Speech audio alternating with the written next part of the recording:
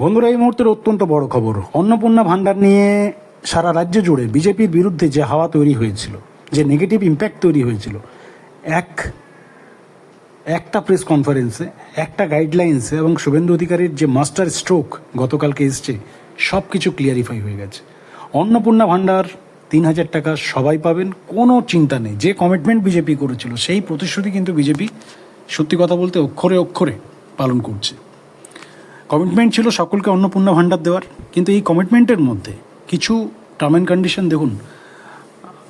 আপনি যদি আজকে পশ্চিমবঙ্গ সরকারের মাথায় আপনাকে বসিয়ে দেওয়া হতো, আপনি যদি মুখ্যমন্ত্রী হতেন, আপনার হাতে যদি রাজকোষাগারের টাকাটা থাকতো, আপনিও এই চিন্তাভাবনাটা করতেন যে এই টাকাটা, যে টাকাটা আমি প্রতি মাসে ডিস্ট্রিবিউট করছি, সেই টাকাটা যেন সঠিক মানুষের কাছে পৌঁছায়। বিজেপি কিন্তু সেই কাজটাই করছে। আর এই কাজটার প্রধান যেটা উদ্দেশ্য, বাংলার আগামী দিনের ডেভেলপমেন্ট। বাংলার রাজকোষাগারের টাকাটা যেন নয় না হয়, যার তার অ্যাকাউন্টে যেন না হয়। আপনাদের জানিয়ে রাখি, পশ্চিমবঙ্গের সমস্ত মহিলা 3,000 টাকা পাবে। কিছু টার্ম অ্যান্ড কন্ডিশন রাখা হয়েছে, যেগুলোর সাথে আপনারাও সহমত হবেন। সেই কিছু টার্ম অ্যান্ড কন্ডিশন বলতে শুধুমাত্র যারা স্থায়ী কর্মচারী, রাজ্য সরকারে যারা চাকরি করে, যারা রাজ্য সরকারের কাছ থেকে ডিএ পায়, হাউস রেন্ট পায়, মোটা অঙ্কের স্যালারি পাচ্ছে। আজকে তো বুঝতেই পারছেন, 30,000, 40,000, 50,000, 60,000 টাকা স্যালারি পায় রাজ্য সরকারি কর্মচারীরা। ডিএ নিয়ে তো আন্দোলন দেখতেই পাচ্ছেন। আজকে একজন প্রাইমারি স্কুলের শিক্ষকের আমি এক্সাম্পল দিচ্ছি, একজন প্রাথমিক স্কুলের শিক্ষকের স্যালারি আপনাদের যদি জানাই, জয়নিংয়ে তার স্যালারি হচ্ছে আজকের ডেটে 36,000 টাকা। একজন প্রাথমিক স্কুলের শিক্ষক আজকের ডেটে যদি জয়েন করে, তার স্যালারি 36,000 টাকা। তো বুঝতেই পারছেন, যারা অলরেডি 5 বছর, 10 বছর, 15 বছর ধরে কাজ করছে, প্রত্যেকের স্যালারি 40+, 50+, 60+ হয়ে গেছে।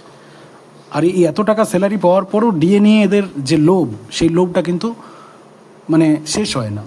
আরও দাও। মমতা ব্যানার্জি একসময় বলেছিলেন, যত দেব তত চাই। তো ঠিক একইভাবে আজকে পশ্চিমবাংলার গড় রেশিও যদি আপনারা দেখেন, যারা কোনো কাজ করে না, পার ফ্যামিলির গড় রেশিও হচ্ছে মাসে 10,000 টাকা আর্নিং করে একটা ফ্যামিলি। এরকমও ফ্যামিলি আছে 10,000 টাকা পর্যন্ত মাসে রোজগার করতে পারে না। তো বিজেপির যে টার্ম অ্যান্ড কন্ডিশন, যারা স্থায়ী চাকরি করে তাদের ওয়াইফদেরকে দেওয়া হবে না। আর আশা করি এই টার্ম অ্যান্ড কন্ডিশনের সাথে আপনারাও সহমত হবেন। যার হাজব্যান্ড 50,000 টাকা স্যালারি পাচ্ছে, তার ওয়াইফ বা তার বউ ওই কসমেটিকের জন্য 3,000 টাকা রাজকোষাগারের টাকা কেন সরকার দেবে? এছাড়াও যে সমস্ত মহিলারা সরকারি কাজ করে, কন্ট্রাকচুয়ালও যদি কাজ করে, 10-12,000 টাকাও যদি স্যালারি পায়, তাকেও দেওয়া হবে না। অর্থাৎ যারা চাকরি করে তাদের অন্নপূর্ণা ভাণ্ডার দেওয়া হবে না। কিন্তু এর বাইরে পশ্চিমবঙ্গের সমস্ত মহিলারাই অন্নপূর্ণা ভাণ্ডারের টাকা পাবে। এবং তার সঙ্গে কিছু টার্ম অ্যান্ড কন্ডিশন রয়েছে, যেমন ধরুন কারো হাজব্যান্ড কোটি টাকার ব্যবসা আছে, মাসে 40 লক্ষ 50 লক্ষ টাকা আর্নিং করে, সরকারকে ট্যাক্স দেয়। তো এই টাইপের যারা ফ্যামিলি আছে, তাদের ওয়াইফরা পাবে না। এটা তো স্বাভাবিক বিষয়। কেন? ধরুন একজন বড় লোক, যার মাসে 2 লাখ 5 লাখ টাকা রোজগার, তার ওয়াইফ 3,000 টাকা নিয়ে কী করবে? যদিও সে ছাড়ার পাত্র নয়, তাদেরও খারাপ লাগছে।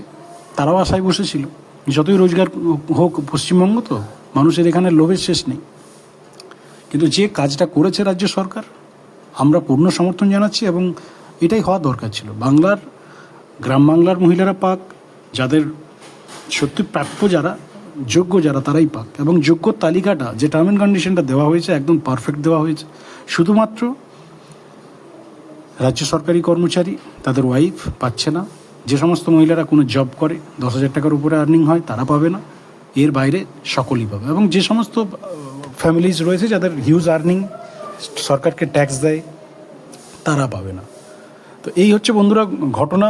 লক্ষ্মীর অন্নপূর্ণা ভাণ্ডার নিয়ে আর কোনো চিন্তার কারণ নেই। আপনারা সকলেই টাকা পাবেন, অ্যাপ্লাই করুন।